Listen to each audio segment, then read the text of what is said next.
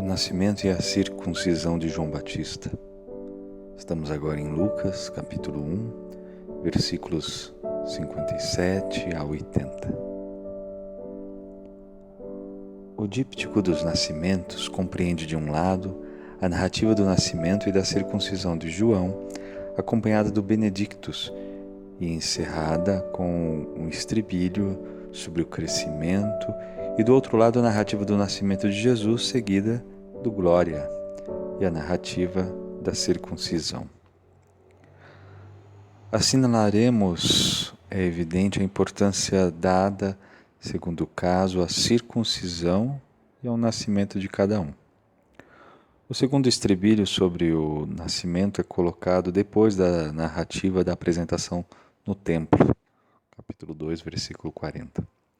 Quando chegou o tempo do parto, veja que essa é a mesma fórmula usada em Gênesis, capítulo 25, versículo 24, Isabel deu à luz um filho, e todos se regozijaram, como anunciara o anjo, no capítulo 1, versículo 14.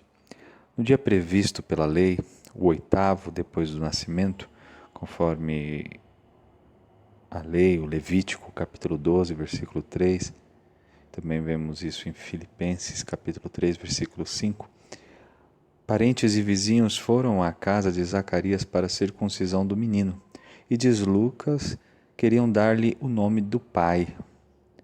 Em Israel, o nome era dado de preferência quando a criança nascia. Lucas certamente foi influenciado pelo costume grego de dar o nome 8 dias depois do nascimento, e mesmo 9 dias no caso de um menino. Ele não somente confundiu a circuncisão com a imposição do nome, como também simplificou um pouco a situação, dizendo que os vizinhos queriam dar ao menino o nome de seu pai, Zacarias. Normalmente competia ao pai e às vezes à mãe dar o nome, que muitas vezes era o do avô, raramente o do pai. Por outro lado, o nome João, dado por Isabel, ia contra os usos. Em tua parentela não há ninguém que tenha esse nome, lembra? Interrogado por sinais, Zacarias, o surdo-mudo, sem fé, escreve numa tabuinha de madeira recoberta de cera o nome João. O pai e a mãe, sem se terem consultado, concordam perfeitamente quanto ao nome a dar. Não suponhamos que eles se entenderam antes sobre isso. No nível da narrativa, esta suposição iria contra a intenção de Lucas. Aos seus olhos, o nome de João é de origem divina e o acontecimento se situa todo sob o influxo da providência. Todo o interesse da narrativa está na miraculosa imposição do nome. Que virá a ser este menino? Perguntam os visitantes. Ele é a realização da palavra do anjo a Zacarias, responde Lucas. Escrevendo seu nome é João, Zacarias mostra sua fé e seus lábios se abrem. O salmo profético de Zacarias, que é repleto do Espírito, como Isabel, quer revelar melhor quem é o precursor.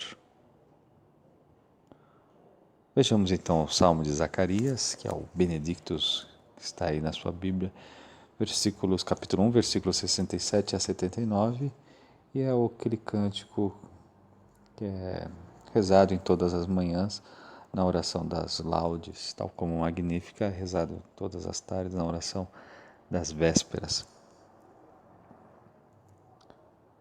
Isso dentro da liturgia das horas, né? Temos também uma playlist no canal toda sobre liturgia das horas, e logo mais a gente vai publicar alguns vídeos sobre o que significa, o porquê rezar, qual o sentido da liturgia das horas. Então logo mais isso vai estar aí à disposição.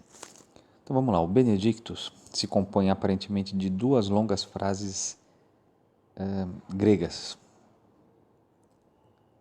que é capítulo 1, versículos 69 a 75 e depois 76 a 79. Na realidade, trata-se de uma peça poética na qual cada verso e cada dístico tem sua autonomia relativa. No estado atual do texto grego, os versos se emaranham uns aos outros numa construção difícil de ser analisada.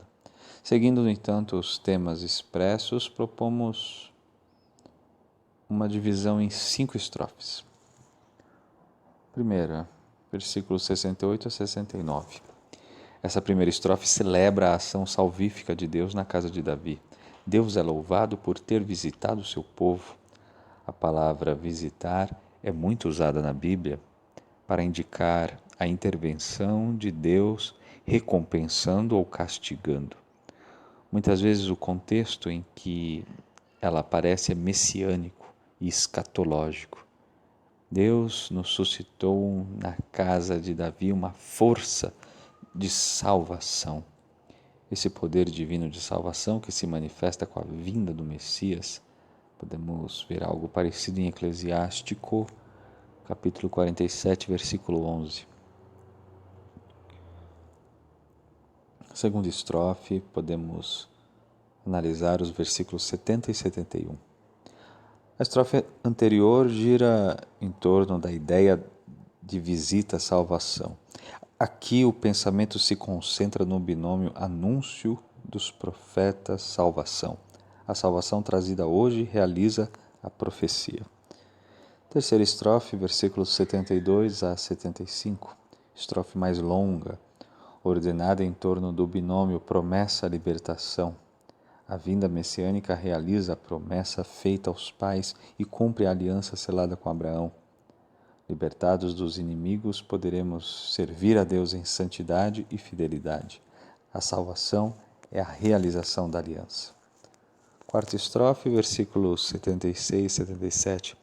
Esta estrofe trata da missão de João, o profeta que deve preparar os caminhos do Senhor. Assim como os mensageiros de um rei iam à frente do príncipe, mandando preparar as estradas e a hospedagem, assim o precursor preparará os caminhos espirituais a fim de formar um povo bem disposto, como lemos em Lucas 1,17.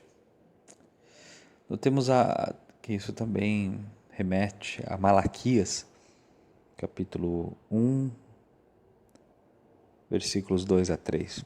João dará o conhecimento da salvação, isto é, dará a conhecer que Deus salvará seu povo pelo perdão dos pecados.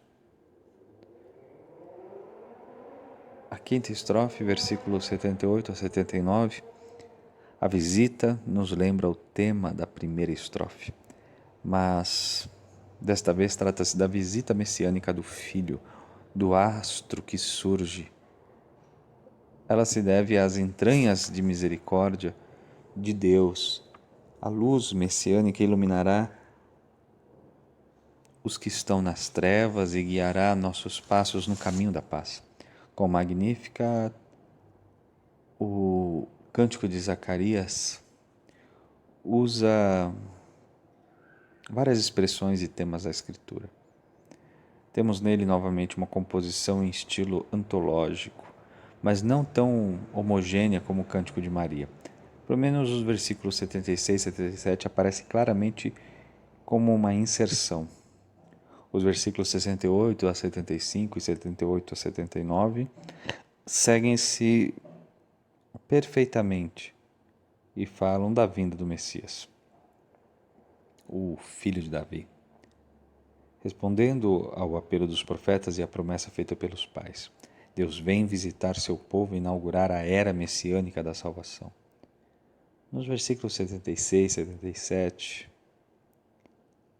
a linguagem e o pensamento são diferentes. Tudo focaliza a pessoa e a obra do profeta precursor. É provável, por isso, se não certo, que esses dois versículos tenham sido introduzidos por Lucas com o fito de adaptar este salmo ao Batista.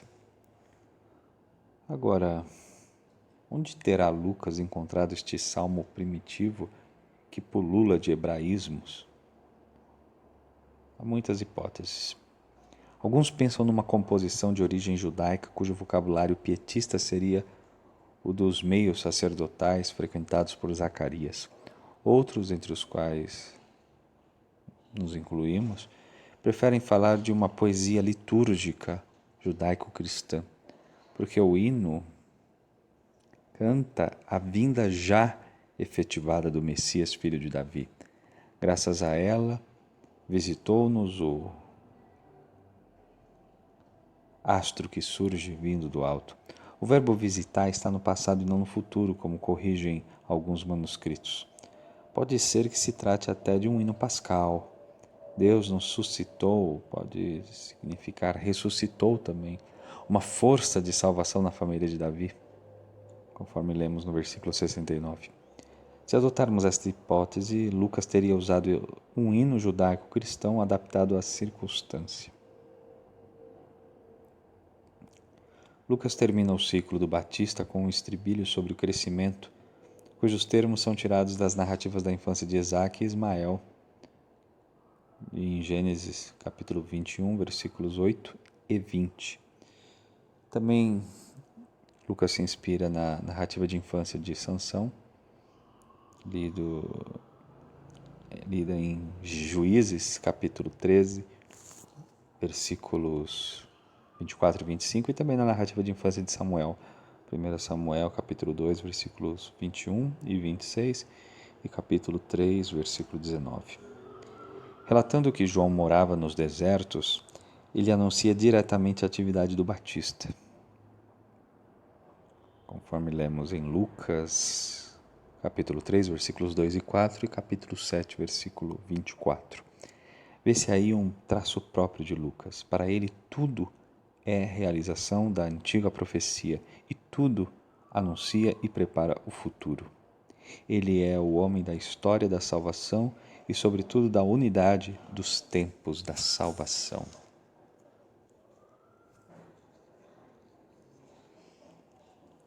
Vale a pena muito você rezar e deixar-se batizar no Espírito Santo com esses textos, em sua oração, com a palavra viva de Deus. No nosso próximo vídeo, na nossa próxima aula,